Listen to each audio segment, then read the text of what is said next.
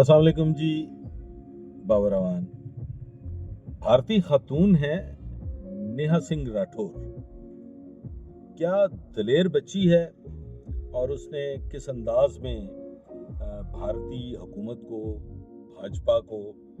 भाजपा के इक़्तिदार को चैलेंज किया है और कुछ हक़ाइक़ बताएं। ये वीडियो मेरी नज़र से गुजरी, मैंने कहा कि ये आप लोगों के साथ भी शेयर होनी चाहिए। हो सकता है आप में से बहुत से लोगों ने सुनी हो, तो एक बार हम ये वीडियो जो है इसको मिल के सुनते हैं और देखते हैं कि ये बच्ची जो है इसके अंदर इतना जज्बा और इतनी दिलेरी जो है वो कैसे रब ने अता की है। देखिए। कंधार विमान अपहरण कांड 1999 भाजपा सरकार, कारगिल युद्ध 1999 भाजपा सरकार, संसद पर आतंकी हमला 2001 भाजपा सरकार, अक्षरधाम मंदिर पर आतंकी हमला 2002 भाजपा सरकार, अमरनाथ यात्रियों पर आतंकी हमला 2002 और 2017 दोनों बार भाजपा सरकार, गोधरा कांड 2002 भाजपा सरकार, पठानकोट आतंकी हमला 2016 भाजपा सरकार, उरी आतंकी हमला 2016 भाजपा सरकार, पुलवामा आतंकी हमला 2019 भाजपा सरकार, पहलगाम आतंकी हमला 2025 भाजपा सरकार।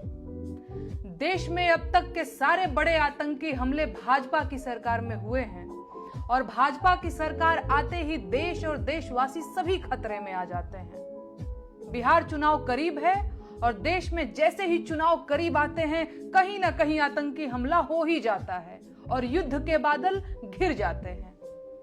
पहलगाम हमले के बाद से ही सरकारी कवियों ने पाकिस्तान के खिलाफ मोर्चा खोल दिया है और वीर रस की कविताएं पढ़ना शुरू कर चुके हैं।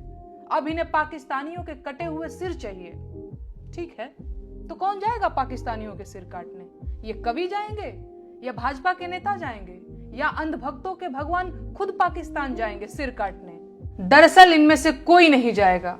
अगर युद्ध हुआ तो देश के गरीब किसानों के बेटे जो फौज में सिपाही बनकर भर्ती हुए हैं वो आगे भेजे जाएंगे।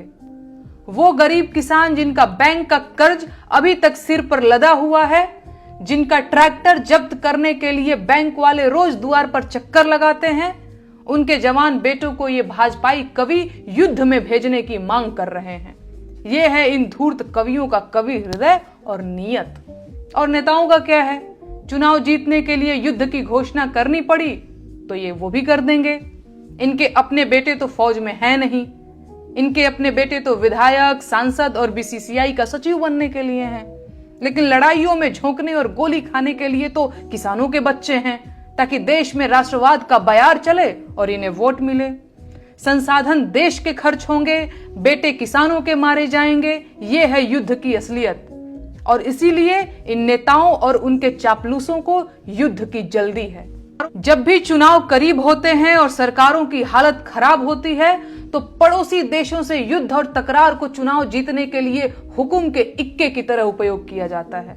इसीलिए भाजपा के नेता और उनके चापलूस पूरी ताकत लगा रहे हैं कि किसी भी तरह से पाकिस्तान के साथ युद्ध शुरू हो जाए। लेकिन कोई माई का लाल ये नहीं पूछ रहा है कि कश्मीर जैसी संवेदनशील जगह पर 2000 पर्यटकों की सुरक्षा के लिए एक भी सुरक्षा कर्मी मौजूद क्यों नहीं था। हमला आतंकियों ने किया है तो आतंकियों को चुन चुन कर मारिए, लेकिन आतंकियों को मारने की बजाय पाकिस्तान से युद्ध ठान लेना देश के हजारों सैनिकों की जान जोखिम में डालना है। जिस क्रूर आतंकी हमले को वजह बताकर पाकिस्तान से युद्ध करने की बात की जा रही है, उस आतंकी हमले में किसी भाजपा के मंत्री ने अपनी चूक क्यों नहीं मानी?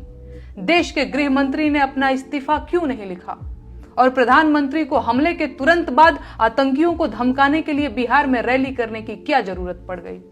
ये सवाल मीडिया कभी नहीं पूछेगा और सरकार इन्हीं सवालों से मुंह छुपा रही है। इसीलिए अंधभक्त इन्हीं सवालों को पूछने पर मुझे धमकियां और गालियां दे रहे हैं। लेकिन मैं ये सवाल पूछूंगी, पूछती रहूंगी, क्योंकि मैं अपने देश को युद्ध की आग में नहीं झोंकने दे सकती। ये देश आपका अपना है, इसे युद्ध से बचाइए। आपने गुफ्तगू सुनी जी, बहादुर बच्ची नेहा सिंह राठौर। अल्लाह ताला इसकी मदद फरमाए, इसका हामी नासिर हो। वैसे तो इसके खिलाफ सुना है कि भारत में भाजपा सरकार ने मुकदमा दर्ज कर दिया है। अब आइंदा आने वाले वक्त में इसके साथ क्या होता है तो आपने कमेंट्स में ज़रूर बताना है। इसकी इस दिलेराना गुफ्तगू को सुनने के बाद आपने कमेंट्स में बताना है कि कैसी खूबसूरत गुफ्तगू की इसने और उससे आपको क्या बात समझ में आई। बहुत शुक्रिया। अल्लाह हाफ़िज़।